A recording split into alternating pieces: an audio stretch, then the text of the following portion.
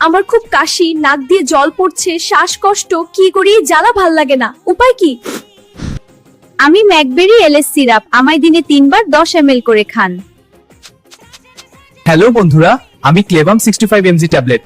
আমার মধ্যে আছে এমোক্সিসিলিন, ব্যাকটেরিয়াল ইনফেকশনে কাজ করে। আমি লেভেটা এম ট্যাবলেট, আমায় রাতে একটা করে খাও, আমি ঠিক করে দেব। আমি অ্যালার্জি, হাঁপানি সারাতে সাহায্য করি, আমায় রাতে একটা করে খাও। বাহ, সবগুলো ওষুধই খুব ভালো, এখন আমার কোনো সমস্যাই নেই। থ্যাংক ইউ সবাইকে।